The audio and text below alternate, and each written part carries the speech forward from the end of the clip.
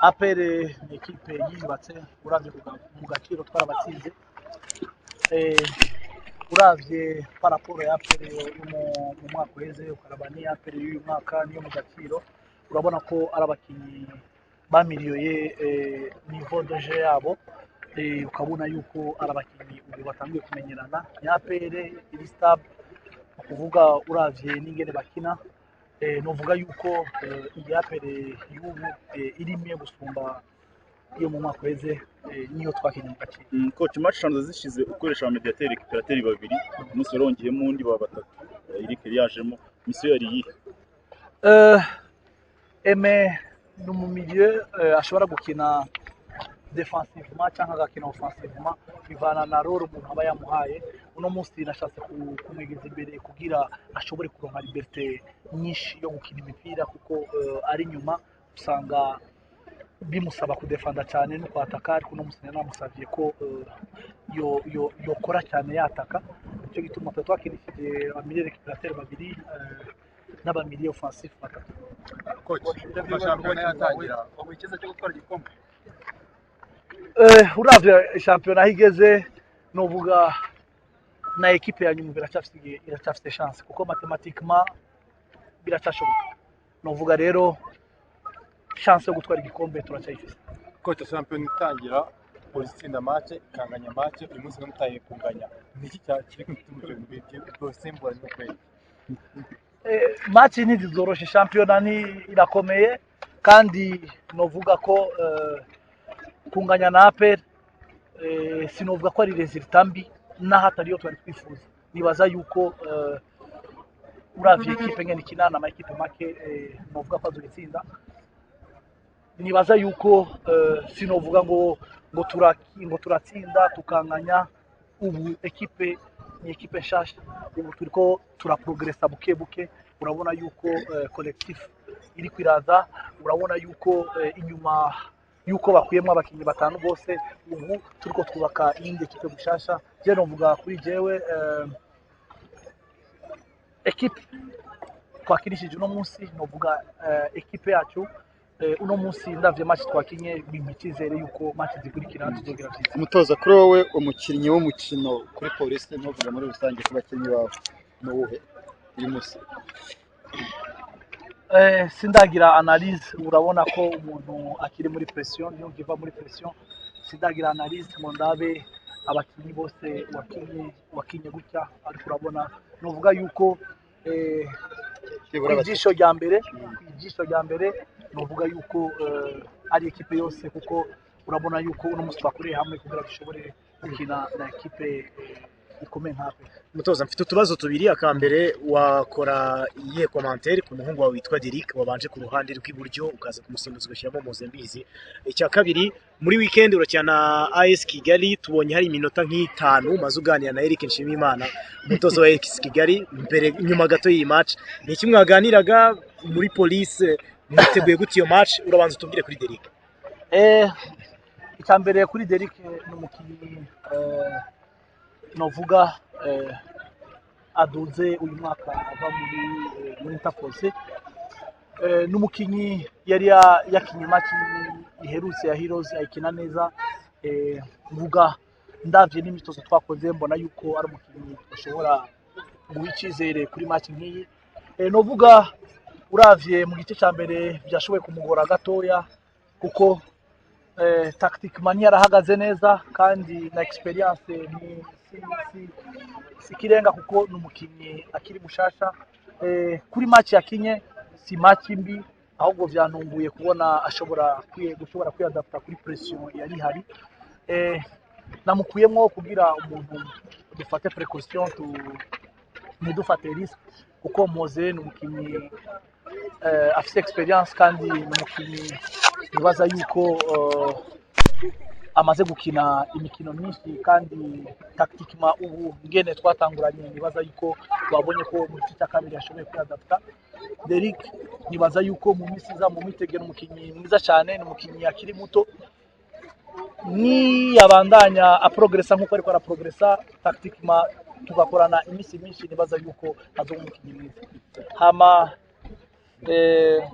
ku byerekeye umutoza Eric Eric ni umucuti wanjye twariko turaganira muri rusangi ku byerekeye nyine match twari duhejeje gukina niko ndamubaza match bakinye yaje ngene yari imeze byari ivyo twariko turaganira ntitugeze tuganira ibintu vya match yacu urabona yuko ubu umuntu no kubanza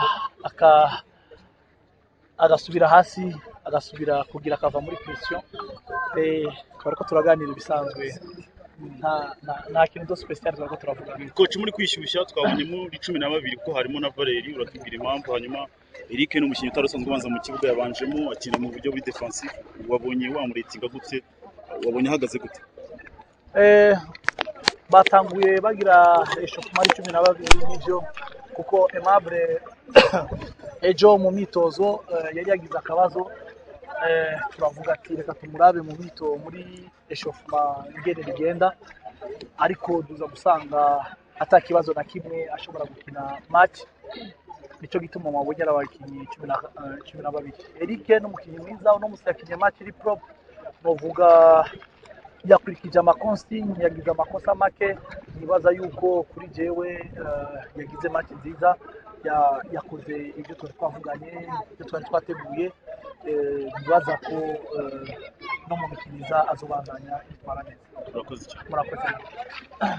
Merci pour votre présence. Okay. Alors, je suis à vous. Vous avez fait un match nul contre Police. C'était un résultat fiable pour vous. Oui, un match nul contre Police, que c'est une très bonne équipe, avec des joueurs d'expérience, qui ont un vécu sportif, qui ont un vécu dans le championnat rwandais. On joue à l'extérieur, on joue 2 jours après notre prestation contre Mwanga. Je pense qu'un point contre Police dans des conditions pareilles, dans un calendrier pareil, pour nous, c'est très suffisant. Vous avez fait un premier mi-temps très compliqué, il n'y avait pas de place pour l'équipe de la PLF, qu'est-ce qui manquait? La première mi-temps très compliquée, non. Hein, parce que normalement, on doit remercier les joueurs pour l'effort physique qu'ils ont fait. Parce qu'il ne faut pas oublier que ça fait 48 heures qu'on a joué. Normalement, la rentrée de match va être très difficile, on l'attend. Et on a préparé pour ça. Et après, physiquement, petit à petit, on a rentré dans le match. Et après, la deuxième mi-temps, on s'est installé sur la moitié de terrain de FC Police. Coach, vous êtes encore invaincu. Vous allez affronter l'autre équipe qui n'a pas perdu le match, Mukura. Oui. On prépare pour chaque match. On prépare pour chaque adversaire. Comme j'ai dit la dernière fois, chaque adversaire est différent de l'autre. Alors, Mukura, c'est un autre match. On va préparer. Peut-être on va avoir plus de jours de récupération. Et peut-être on va avoir plus de niveau que ce qu'on a eu aujourd'hui contre Police. Mais aujourd'hui, vraiment, je vous le dis ouvertement, je suis très fier de mes joueurs. Je suis très fier de mon équipe. Et je suis très fier de la prestation qu'on a fait contre Police. Tu n'êtes pas pour l'arbitrage. Quel est votre position? Et l'arbitrage comme un joueur, il peut se tromper. Moi, je peux me tromper sur une tactique. Le joueur peut se tromper sur une situation. L'arbitre, il peut se tromper dans une situation et tout le monde évolue, tout le monde progresse. Et j'espère que l'arbitrage aussi va progresser et tous les arbitres du monde font des erreurs, tous les entraîneurs du monde font des erreurs, tous les joueurs du monde font des erreurs. C'est notre arbitrage et chacun doit accepter l'autre et c'est tout. Hein, on verra par après. S'ils sont trompés, la prochaine fois, ils vont se corriger, c'est tout. Moi, je vais vous dire une chose. Moi, si j'ai quelque chose avec l'arbitre, je le dis face au terrain, mais je ne vais jamais dire dans la presse. Ne vous inquiétez pas. Coach, l'APL, c'est une équipe GA, c'est une équipe qui a l'effectif assez. Comment vous êtes déjeuné par le calendrier différent? Mais on a géré le calendrier, non? On a géré bien le calendrier. C'est aujourd'hui, tu vois, la dernière fois, il y avait des joueurs au milieu de terrain qui n'ont pas été aujourd'hui. Aujourd'hui, on a titularisé Claude et on a laissé Laguet sur la tribune parce qu'il a beaucoup couru. On a géré Sef, la dernière fois, il n'a pas joué, il a joué aujourd'hui. Hein? Et aussi, il y avait une tournante entre Mugunga et Dani. Hein? Coach, il n'a pas de Alliance Sport, je ne sais pas si c'est il a dit à la presse que l'équipe de l'APF, ce n'est pas une équipe géante C'est qui a dit ça? Salpon, Michael, c'était un attaquant de Rayon Sport. Mhm. Il a dit que l'équipe de la PFC n'est pas un concurrent direct puisqu'il n'est pas très strong. Il a le droit de dire ce qu'il veut, mais il peut dire ce qu'il veut. Mais nous, on s'en fout de ce qu'ils disent celui-là ou celui-là ou celui-là. Nous, on joue match par match. On verra. Si on gagne nos matchs, c'est bon. Si on ne gagne pas nos matchs, vous savez très bien comment ça se passe. C'est le terrain qui juge tout le monde, mais celui-là, il a dit, celui-là, il a parlé, celui-là, il a écrit. Non, ça passe pas avec nous. Moi, je respecte l'attaquant. Il a le droit de dire ce qu'il veut, c'est tout. Il a le droit dans le football de dire ça, c'est son droit, et je le respecte. Et je respecte ce qu'il a dit, c'est tout. À propos, coach, à propos de Rag, c'est la rotation simple ou bien c'est la fatigue? Lagué, il a joué depuis le championnat militaire. C'est Lagué qui a plus de temps de jeu dans l'équipe. Vraiment. Il y a les conditions pareilles que vous venez de... Non, laisse-moi terminer, s'il te plaît. Ne m'interromps pas. Il y a une question, je dois respecter le monsieur, je dois le répondre. Après, je suis à vous. Ça va?